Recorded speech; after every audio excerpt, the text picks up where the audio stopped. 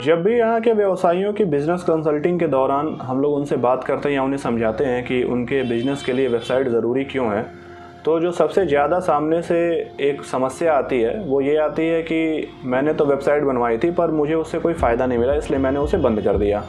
तो सबसे पहले तो ये समझते हैं कि वेबसाइट होती क्या है, वेबसाइट ज़रूरत क्यों है आपके बिज़नेस के लिए और क्यों आप बनवाएं।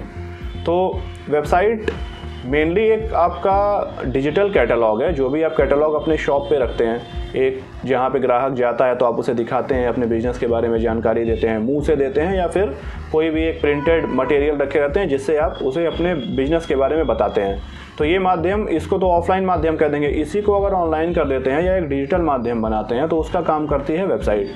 कि आपके जितने भी काम हैं, आपके जितने भी सर्विसेज हैं, आप जितने दिन से काम कर रहे हैं, आपका फाउंडर मेंबर कौन है, एट्सेट्रा एट्सेट्रा, जितने भी इंफॉर्मेशन जो आप अपने कस्टमर को देना चाहते हैं वो एक वेबसाइट बनवा के आप वहाँ पे सारा चीज़ डिजिटली डाल देते हैं कि आपका जो भी कस्टमर है या यूज़र है या जो होने वाला कस्टमर है वो अपने घर बैठे आराम से आपके बारे में पूरा इन्फॉर्मेशन ले सके।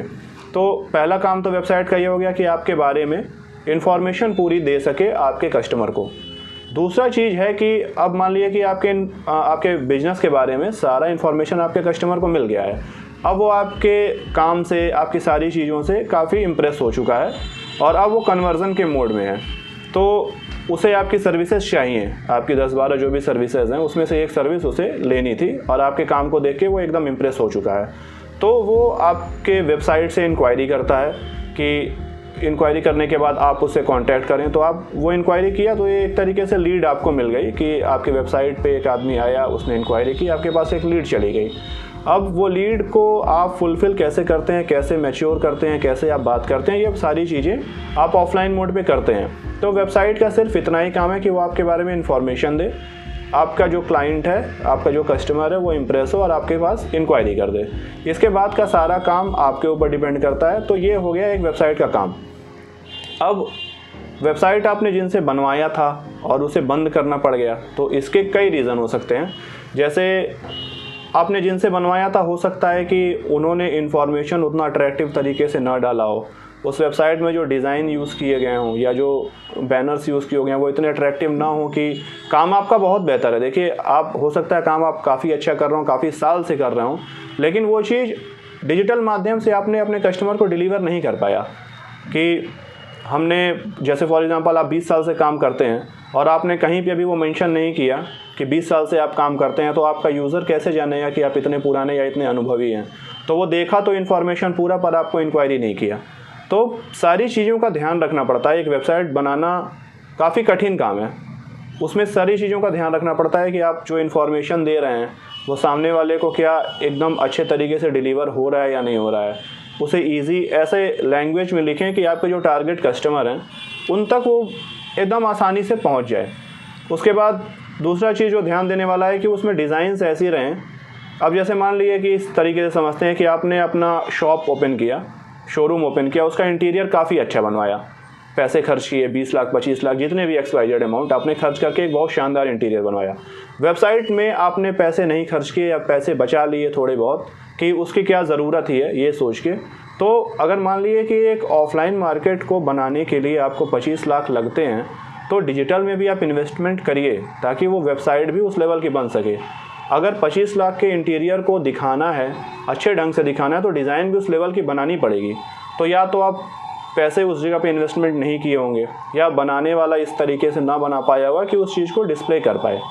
तीसरी जो समस्या है कि वो सारी चीज़ें बेहतर बनाए रहते हैं, लेकिन जो आपकी इंक्वायरी फॉर्म है, इंक्वायरी फॉर्म काम नहीं करती है या जो भी XYZ वजह से क्लाइंट आपसे इम्प्रेस हुआ, उसने इंक्वायरी भी की, लेकिन वो इंक्वायरी आपके फ़ोन तक या आपके तक नहीं पहुंचवाया, मेल के थ्रू या SMS के थ्रू या WhatsApp के थ्रू या जैसे भी।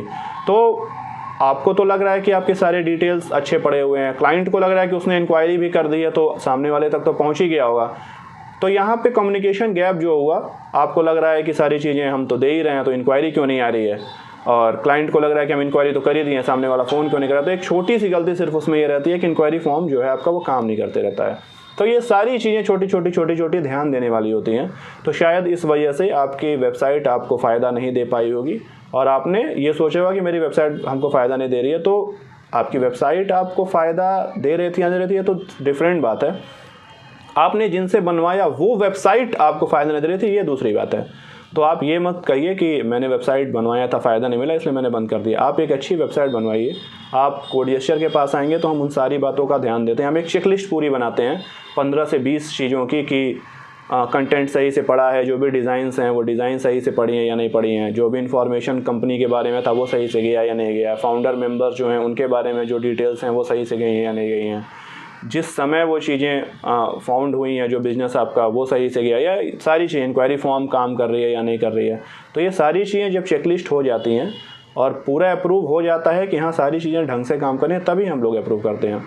तो अगर आपको ऐसी समस्या है कि वेबसाइट आपकी काम नहीं कर रही है, तो एक बार आप कोडजेस्चर को मौका दीजिए और कोडजेस्चर आपकी वेबसाइट बनेगा। फिर आप ये डिसाइड करिए कि अच्छी वेबसाइट बना के क्या एक वेबसाइट आपको फ़ायदा दे रही है या नहीं दे रही है। अच्छी वेबसाइट और ख़राब वेबसाइट की बात है।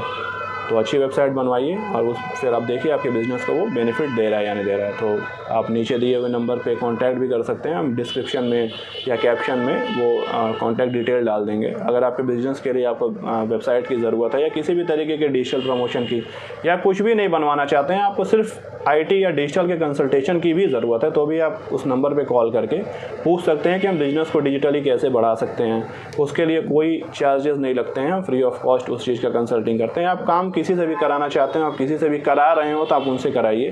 काम बेहतर होना ज़्यादा ज़रूरी है, काम मेरे यहाँ होना या किसी के यहाँ पे भी हो, काम अच्छा हो वो ज़्यादा ज़रूरी है। धन्यवाद।